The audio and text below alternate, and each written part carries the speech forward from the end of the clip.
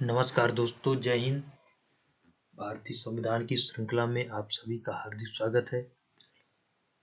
हम लोगों ने भारतीय संविधान में मूल अधिकार शुरू किया था, जिसमें मैंने अनुच्छेद 19 तक आपको बता दिया था। आज हम लोग आगे चर्चा करेंगे अनुच्छेद 20। देखिए, अनुच्छेद 20 भी बहुत महत्वपूर्ण हो जाता है। ये है अपराधों के संबंध में दोष सिद्ध अपराध के लिए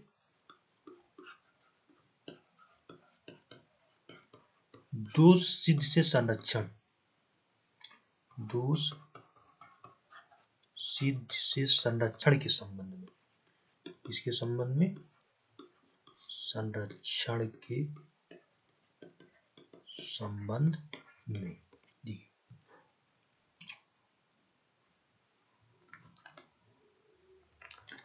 बेसिकली इसमें तीन पॉइंट आते हैं, जिसको कहते हैं आर्टिकल 20A भी कह देते इसको, ठीक है ना।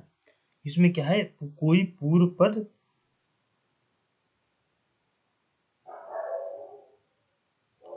ये जैसा कि मान लीजिए कोई भारतीय नागरिक है या कोई विदेशी नागरिक है, या कुछ अधिकार भारतीय विदेशी दोनों में नहीं, बात मैं आपको लास्ट में बताऊंगा। कोई भारतीय नागरिक है या विदेशी नागरिक है तो उसको मनमाना तरीके से या किसी को भी मनमाना तरीके से दंड नहीं दिया जा सकता। ये नहीं कि कोई यहाँ पुलिस स्टेट है, उठाया गोली मार दिया या उठाया एनकाउंटर कर दिया, ये नहीं होता है। संवैधानिक शासन में क्या होता है कि हम पूरी प्रक्रिया का पालन करके ही किसी अपराधी को, जैसा पहले कोई अपराध किया, ठीक है, उसको पुलिस गिरफ्तार करती है, पुलिस उसको कोर्ट के सामने प्रस्तुत करती है, कोर्ट के सामने वो जिरह होती है, बातचीत जो भी प्रोसीडिंग होती है, पूरी प्रक्रिया के पालन के बाद उसको सजा कोर्ट मुकर्रर करती है, ठीक है ना। तो इसी के संबंध में संरक्षण दिया गया अनुच्छेद 20 के अंतर्गत। देखिए कितना महत्वपूर्ण हो जाता है। हम क्योंकि 200 साल हम ब्रिटिश के गुलाम रहे, ठीक है, वहां हमने देखा जब ब्रिटिश शासन में कि हमको उठा उठा के जेल में बंद कर देते हैं, मन आता है कोई भी सजा दे देते हैं। तो ये एक स्वतंत्र देश में, एक संवैधानिक देश में ये एक सभ्य समाज के लिए अच्छी बात नहीं है कि आप किसी को पकड़े इस तरह। तो क्या होगा, बहुत सारे निर्दोष जो है वो दोषी हो जाएंगे और दोषी जो है वो बहुत बच जाएंगे। तो इसीलिए पूरी प्रक्रिया की जाए, पूरी जांच की जाए, तभी किसी को सजा दी जाए। तो इस संबंध में 3 बातें। पहला है कि कोई पूर्व प्रभावी कानून नहीं, कोई पूर्व पद प्रभावी कानून नहीं। तीनों पहले मैं लिख देता हूं, कानून नहीं, ठीक है। पोस्ट लॉ जो होती है, पोस्ट लॉ, ठीक है। नंबर बी,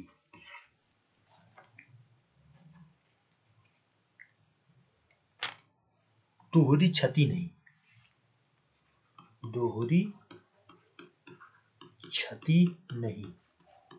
और नंबर सी है कि स्वाभिशंसन नहीं, स्वाभिशंसन नहीं। देखिए थोड़ा कठिन शब्द आपको लग रहे होंगे, इसको मैं थोड़ा सा अब एक करके मैं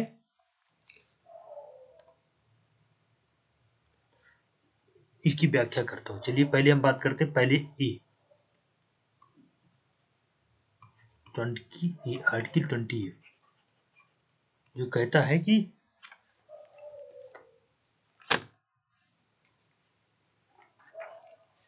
कोई पूर्व प्रभावी कानून नहीं, कोई पूर्व पद प्रभावी कानून नहीं। इसको इंग्लिश में भी देख लेते हैं, इंग्लिश का क्या है। इंग्लिश में है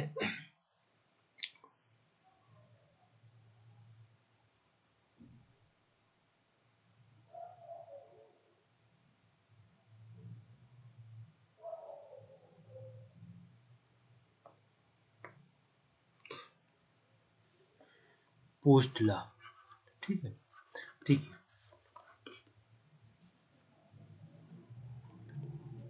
जैसा कि मान लीजिए आज कोई आदमी अपराध किया, मान लीजिए किसी ने किसी का, इसको उदाहरण से ज्यादा अच्छा समझाएगा। मान लीजिए एक व्यक्ति है, इसने बी व्यक्ति का मर्डर कर दिया। आज जो भी तारीख है, मान लेते हैं 20, जो भी आज तारीख है, ठीक है। अब देखिए, किसी भी तारीख को इसने किसका मर्डर कर दिया, ठीक है। तो यहाँ ये बताना कहना ये चाहते हैं कि जब ये दोषी ठहराया जाएगा तो एक को जो दोषी जो सजा दी जाएगी ना, वो दी जाएगी जो कानून उस सजा के लिए उसी दिन चल रहा होगा, उसी के अनुरूप ही सजा दी जाएगी। कि जैसे मान लीजिए कि मान लेते हैं कि मर्डर के लिए है आपका, कि आपने किसी की मर्डर कर दिया तो आपको फांसी की सजा दी जाएगी, ठीक है, फांसी की सजा दी जाएगी। अगर ये चल रहा है तभी दिया जाएगा। ये इसका मान लीजिए कि ये फांसी की सजा पहली थी 30 तारीख तक थी, ठीक है ना, किसी महीने में, और 30 महीने से ये फांसी की सजा को हटा दिया गया और लागू कर दिया कि आपको अगर कोई इसे मर्डर करेगा तो उसे उम्र कैद की सजा दी जाएगी, फांसी की सजा नहीं दी, मान लेते हैं उम्र कैद दी जाएगी, ठीक है। और ए ने बी का मर्डर कर दिया 1 तारीख को, तो उसको 1 तारीख के अनुसार ही उम्र कैद की ही सजा दी जाएगी, ना कि उसे फांसी की सजा दी जाएगी। मतलब कोई पूर्व पद प्रभावी कानून नहीं रहेगा कि जो कानून पहले चल रहा है, इसका ये मतलब नहीं कि किसी अपराधी को उसी के अनुसार दिया जाएगा, बल्कि अपराधी को सजा उसके अनुसार दिया जाएगा जिस दिन उसने अपराध किया, जो कानून उस अपराध के लिए सजा का प्रावधान करता होगा उसके अनुसार। ये बस थोड़ा सा समझना है कि भैया अगर मान लीजिए हमने किसी को, यही तो दोस्त हित का संरक्षण है ना भाई, अगर मान लीजिए किसी को दोस्त सिद्ध हो गया, अब हम क्या कर रहे हैं, उसको आज की सजा नहीं दे रहे हैं, जज ने उसको आज का सजा नहीं सुनाया, जब वो मर्डर किया उसको तब का सुना दिया जब वो फांसी की सजा पहले हुआ करती थी, उसको मिलनी चाहिए उम्र कैद। तो कहीं ना कहीं हमने प्रोटेक्ट कर दिया ना कि इसको फांसी की सजा होने वाली थी, उसको हमने उम्र कैद दिला करके उसके अधिकारों का एक तरीके से संरक्षण किया संविधान के अनुरूप। तो ये था कोई पूर्व प्रभावी का नहीं, इसमें ज्यादा लिखने की, इसमें ज्यादा समझने का ही, जो कानून लागू किया जाएगा उसी तारीख से होगा जिस दिन वो ऑफेंस घटना की गई है। अब आते हैं आर्टिकल 20 बी, मतलब दोहरी क्षति से संरक्षण। दोहरी क्षति से संरक्षण मतलब इसका ये है कि अगर मान लीजिए कि आज किसी को सजा हो गई, तो उसी अपराध एक ही अपराध के लिए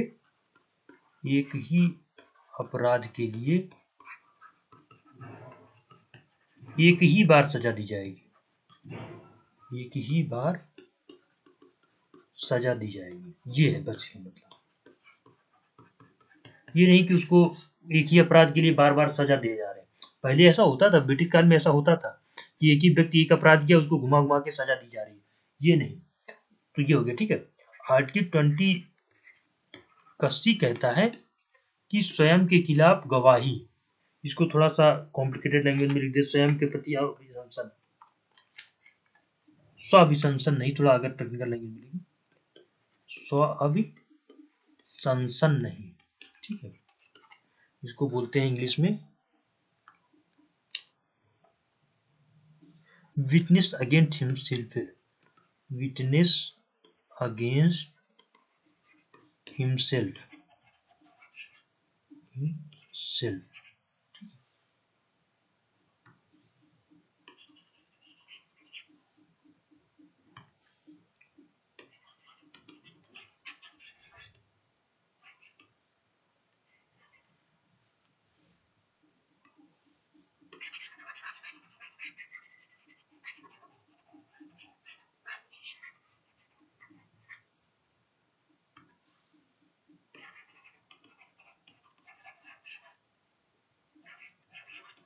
मतलब कि अगर मान लीजिए कि हमने कोई व्यक्ति है, ठीक है, उसको गिरफ्तार किया, अब पुलिस के पास ये अधिकार नहीं है कि वो उसको उससे सारी चीजें एक तरह से जिसे ना टॉर्चर कर दे, थर्ड डिग्री इस्तेमाल करे और जो उसे पता हो सारा बुलवा ले, ऐसा नहीं। जब तक वो व्यक्ति ये नहीं कह देता कि मैं अपने खिलाफ गवाही देने के लिए तैयार,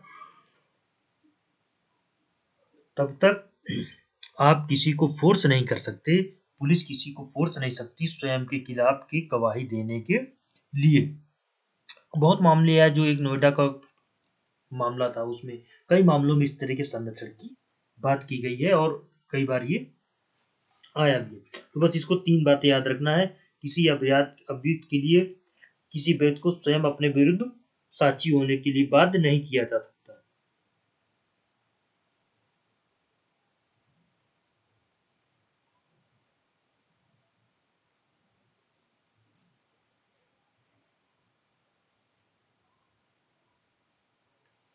इसमें इतना ही है। और ये जो ना इसमें आप ये तीनों मामले आपराधिक मामलों से हैं, सामान्य मामलों से नहीं, आपराधिक मामलों के लिए है।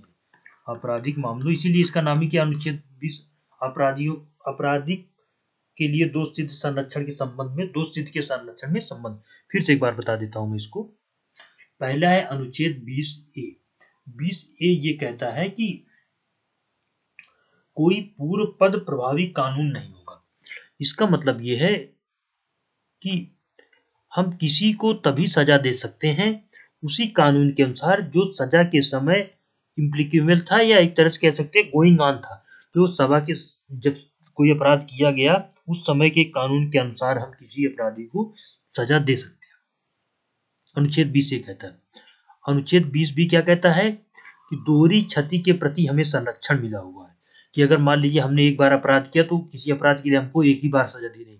ये नहीं कि मान लो कोई अपराध कर दिया, उसको पहले 14 साल की सजा दी, जेल काट गया है, फिर उसी मामले में उसको 14 साल की सजा कर दी है, ये नहीं होगा, ठीक है ना। उसके बाद आर्टिकल 20C कहता है स्व अभिशंसन नहीं, कि मतलब विटनेस अगेंस्ट हिमसेल्फ, कि हम किसी भी व्यक्ति को स्वयं के खिलाफ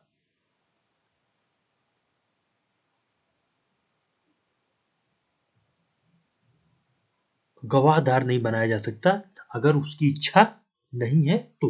बस ये तीन चीजें इसमें महत्वपूर्ण, तो इतना इसमें याद रखना है।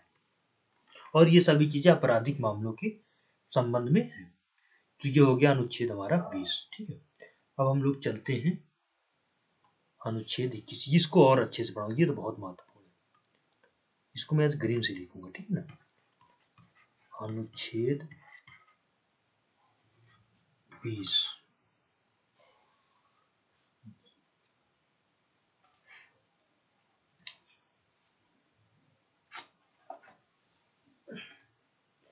प्राण एवं दैहिक स्वतंत्रता। प्राण एवं दैहिक स्वतंत्रता।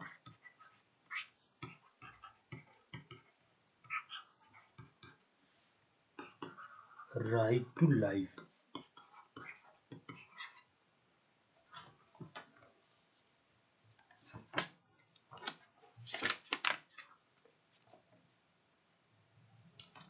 Right to life and personal liberty. Personal liberty, ठीक है।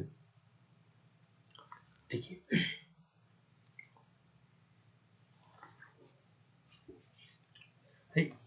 मानव के लिए सबसे महत्वपूर्ण क्या है? मानव के लिए, ये सभी जीवों के लिए, ये सभी जीवों के लिए, केवल मानव क्यों कहा जाए, ये तो खैर मानव के संबंध में है। जीवों के लिए उसके प्राणों की सुरक्षा, उसके प्राणों की सुरक्षा। तो देखिए अगर हम संवैधानिक राज्य की बात करें या लोकतांत्रिक, सॉरी मैंने यहाँ अनुच्छेद 20 लिख दिया। ओहो,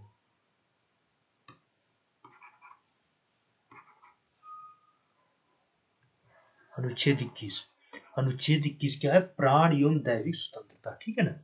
मानव के लिए सभी जीवों की सुरक्षा, सभी प्राणियों की उनके जीवन की सुरक्षा बहुत जरूरी है।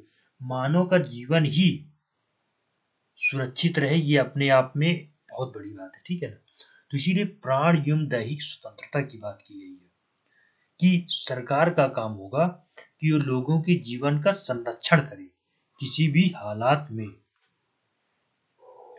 पहले हम इसको सकारात्मक दृष्टिकोण देखेंगे, फिर इसका नकारात्मक दृष्टिकोण देखेंगे, ठीक है ना। तो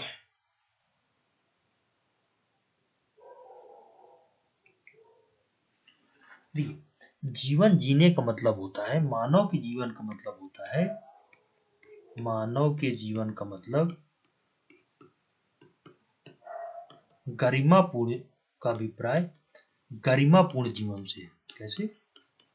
गरिमापूर्ण जीवन से। कि वो खुली हवा में सांस लेके लोगों से बात कर सके, कहीं भी आ जा सके, ठीक है। तो इसीलिए भाई एक तरीके कोई भी जीव दूसरा भी है, जी तो भी रहा है, लेकिन अगर हम मानव जीवन की बात करें तो हमें सम्मान के साथ जीना, सामाजिक जीवन जीना, उसके साथ साथ अपने विवेकानुसार हम कार्य पर कर पाने की स्वतंत्रता होना, ये एक अच्छा जीवन है। ये जीवन जीने के, ये जीवन जीने तो जेल में कैदी भी जी रहे हैं। जीवन जीने के लिए तो मतलब अगर आप किसी को दास बना लो तो भी जी रहा है, लेकिन हमें कर्मपूर्ण जीवन जीना है, अपनी स्वतंत्रता के अनुरूप, अपने विचारों के अनुरूप, अपने अनुसार व्यवसाय करने के लिए। तो ये सब एक तरीके से प्राण एवं दैहिक स्वतंत्रता के अंतर्गत ही आते हैं। इसमें है मानवीय प्रतिष्ठा के साथ जीने का अधिकार। तो देखिए इसके केवल इसमें इतना ही नहीं है, अब मैं बताता हूँ।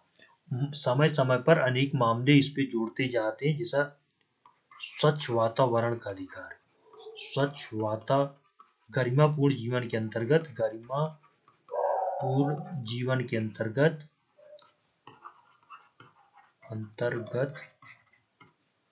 स्वच्छ वातावरण का अधिकार, ठीक है, नंबर 1।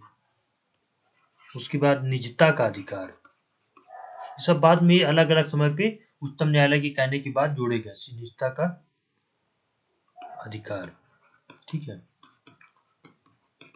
उसके बाद विवाह का अधिकार, विवाह व तलाक भी इसी में है, तलाक का अधिकार, ये सब गरिमापूर्ण जीवन के अंतर्गत ही आते हैं, ठीक है ना। उसके बाद फिर आश्रय का अधिकार, आश्रय का अधिकार, अच्छे स्वास्थ्य का अधिकार, अच्छे स्वास्थ्य का अधिकार, ये सब मिल करके गरिमापूर्ण जीवन को बनाते हैं, स्वास्थ्य का अधिकार, ठीक है। उसके बाद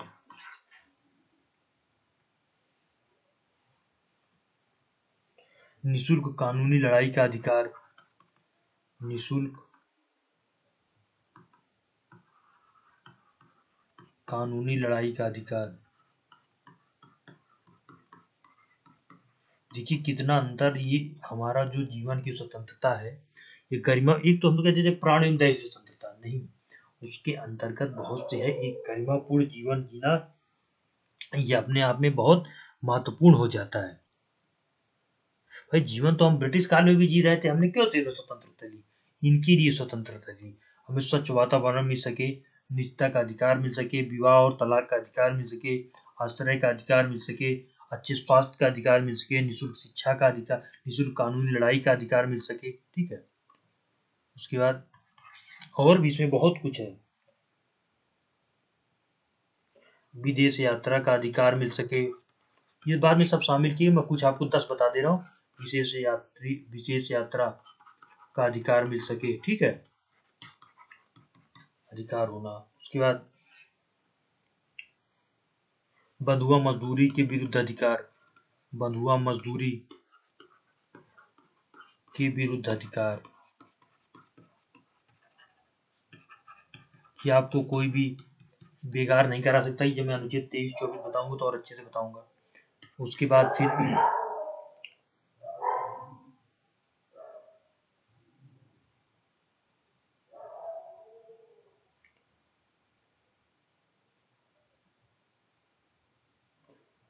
अमानवीय व्यवहार के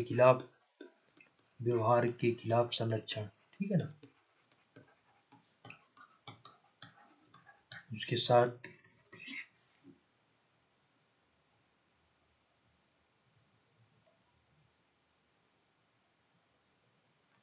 मानवीय प्रतिष्ठा के साथ जीने का अधिकार, ठीक है, जीवन जीने का अधिकार। देखिए मतलब आप ये समझ लीजिए कि जितना भी लगातार फैसले आते रहे उच्चतम न्यायालय की, वो सब इसमें ऐड ऑन होते रहते हैं कि ये भी अधिकार है, तलाक का भी अधिकार है, विवाह का भी अधिकार है, मानवीय प्रतिष्ठा का भी अधिकार है। इस तरीके से मैंने लगभग 10 बता दिए, अभी इसमें और भी है, इसकी हमें जरूरत नहीं है। आपातकालीन चिकित्सा सुविधा का अधिकार, सरकारी अस्पतालों के समय पर उचित अधिकार, सुनवाई का अधिकार, सूचना का अधिकार, मतलब बहुत सारा इसमें है, ठीक है ना। तो मतलब ये कहना है कि कुल मिलाकर के प्राण एवं दैविक का मतलब होता है कि देश के सभी नागरिकों को एक गरिमापूर्ण जीवन जी सके, जिसके लिए ये सभी जरूरी है। हमको उपलब्ध कराना पड़ेगा, राज्य को उपलब्ध कराना पड़ेगा। ये नहीं किसी का मर्डर हो जा रहा है, किसी को मजदूर बनाया जा रहा है, ये नहीं। एक गरिमापूर्ण जीवन जीने के लिए हमको पूरी एक वातावरण निर्मित करना पड़ेगा, और ये काम है सरकार का, ठीक है। अब देखिए इसी में है अनुच्छेद 21A, ये तो मैंने 21 बताया। अनुच्छेद 21A, देखिए अनुच्छेद 21A जो है ये 14 वर्ष तक के 6 से 14 वर्ष तक के बच्चों को निःशुल्क शिक्षा का अधिकार। 6 से 14 वर्ष तक के बच्चों को निःशुल्क शिक्षा का अधिकार, निःशुल्क एवं अनिवार्य शिक्षा का अधिकार, अनिवार्य शिक्षा का अधिकार। देखिए ये जोड़ा गया बेसिकली 86 कॉन्स्टिट्यूशनल अमेंडमेंट एक्ट 2002 के द्वारा। पूछिए कैसे, देखिए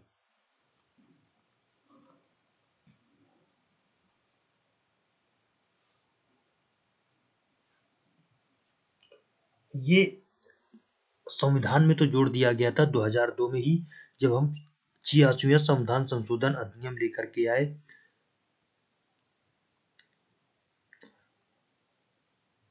छह से 14 वर्ष तक के बच्चों को निःशुल्क एवं अनिवार्य शिक्षा देने की बात की गई, लेकिन जोड़ तो दिए थे हमने इसे, ठीक है। यहीं से सर्व शिक्षा का अभिमान की बात आ गई। देखिए रियल में ये लागू हुआ 2009 में। Right to education, RTE act है, राइट टू एजुकेशन, शिक्षा का अधिकार, ठीक है।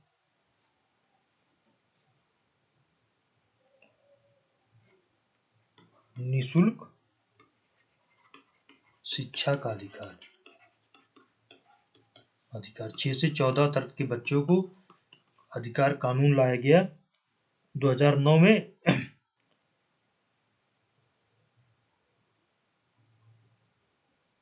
2009 में उसी के द्वारा इसे धरातल पर उतारा गया, ठीक है। राइट टू एजुकेशन एक्ट भी लाया गया था। पहले हम क्या लेके आए, 86 कॉन्स्टिट्यूशन अमेंडमेंट लेकर के आए, जिसके अंतर्गत हमने 6 से 14 वर्ष के बच्चों को निःशुल्क एवं अनिवार्य शिक्षा देने के लिए प्रावधान जोड़ा अनुच्छेद 21A में लाकर। फिर हमने एक्ट आया 2009 में लेकर के आए, राइट टू एजुकेशन एक्ट को, निःशुल्क एवं अनिवार्य शिक्षा को धरातल पर उतारने के लिए हम फिर से ये एक्ट लाए थे, राइट टू शिक्षा, अनिवार्य शिक्षा का अधिकार, ठीक है ना, राइट आरटीई एक्ट आए थे।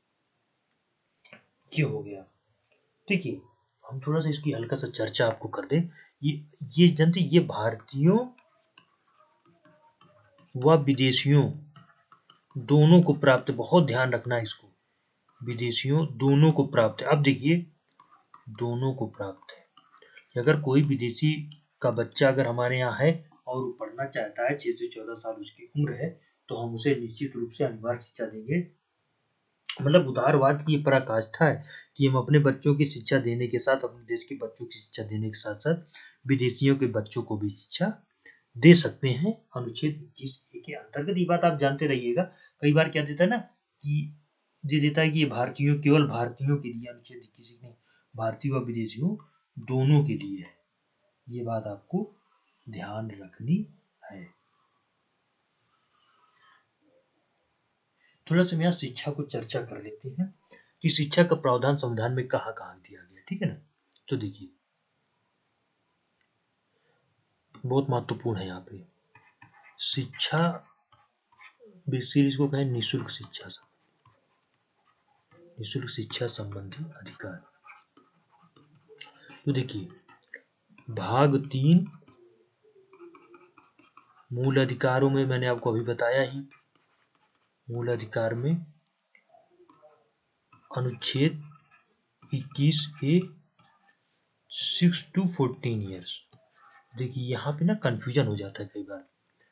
उसके बाद भाग 4 राज्य के नीति निदेशक तत्वों में, नीति निदेशक तत्वों में अनुच्छेद 45 के अंतर्गत है, ठीक है ना। इसमें पता क्या है, इसमें 14 वर्ष शब्द दिया गया है। इसमें दिया गया है कि 14 वर्ष तक के बच्चों को निःशुल्क शिक्षा का, अनिवार्य एवं निःशुल्क शिक्षा, अनिवार्य एवं निःशुल्क शिक्षा, ठीक है, निःशुल्क शिक्षा की बात की गई है। देखिए ध्यान दीजिएगा यहाँ पे, मैं भी इसको गोला करता हूँ। और भाग 4, ठीक है ना, ये 4 का भी कह सकते हैं, राज्य के मूल कर्तव्यों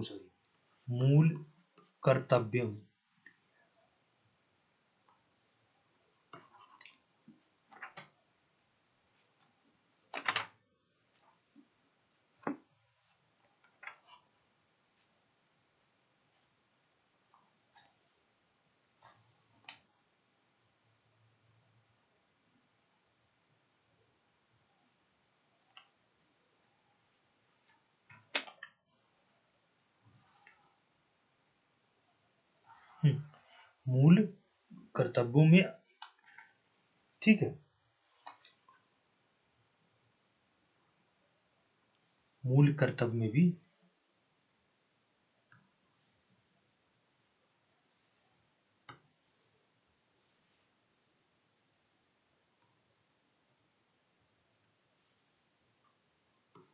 मूल कर्तव्य में भी ये शामिल है, कर्तव्यों में भी शामिल है। ये भी 6 to 14 है। इसके लिए इसमें 11वां जो है ये भी 86 कॉन्स्टिट्यूशन अमेंडमेंट के द्वारा जोड़ा गया।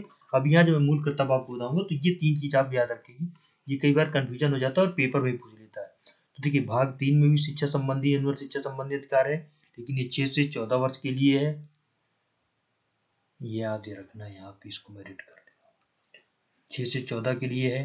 अनुच्छेद 45 में ये 14 वर्ष के बच्चों के लिए है, ठीक है ना, ये भी 14 वर्ष तक के बच्चों के लिए है। इसमें क्या है ना, कई बार दे देगा 6 से कम, 14 से ज्यादा, तो बस आप इतना 14 तक, 6-14 तक वालों के लिए, ठीक है। और ये जो मूल कर्तव्य है ये 6 से 14 तक बच्चों के लिए दिए गए। तो ये आप तीनों चीजों को याद रखेंगे।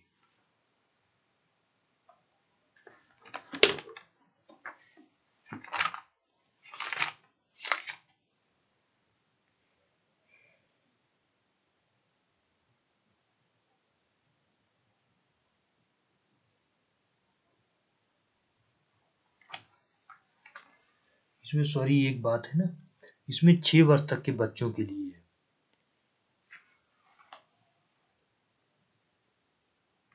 शुरू में पता क्या था, 6 वर्ष तक के बच्चों के लिए था, बाद में इसको जब ये आया 86 कॉन्स्टिट्यूशन अमेंडमेंट एक्ट आया, जिसको जोड़ा गया तो 14 वर्ष तक के लिए कर दिया गया। तो याद रखना 14 वर्ष तक के बच्चों के लिए है, ठीक है। ये अगर आप अनुच्छेद 45 को अभी नॉर्मल पढ़ेंगे तो उसमें लिखेंगे 6 वर्ष तक के लिए बच्चों के लिए, लेकिन नहीं, ये भी पूरे 14 वर्ष तक के लिए बच्चों, क्योंकि 6 के लिए हमने पहले बात की थी, ठीक है, और 6 to 14 बाद में बात कर ली। 6 के लिए पहले बात की थी, इसमें 6 से 14 तो कुल टोटल हो कितना हो गया, 14 वर्ष तक के बच्चों के लिए आ गया। तो आप ये बात को ध्यान रखेंगे।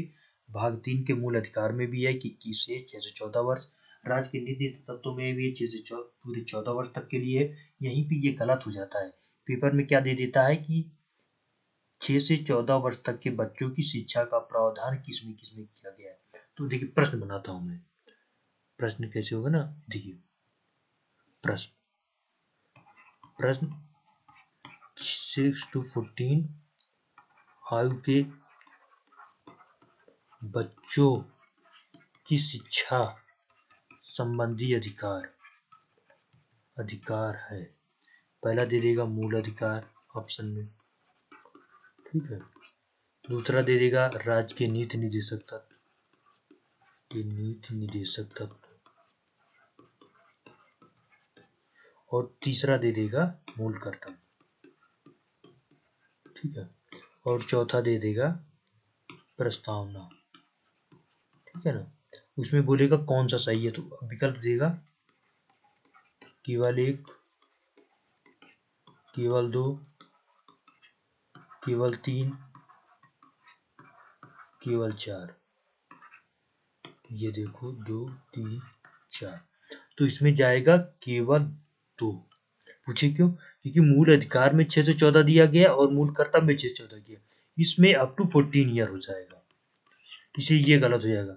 और इसमें शिक्षा के बारे में कोई वही बात, स्तरीय उम्र के बारे में, निःशुल्क अनुवाद शिक्षा के बारे में बात ही नहीं की गई, तो ये वाले को ध्यान रखना अनिवार्य हो जाता है।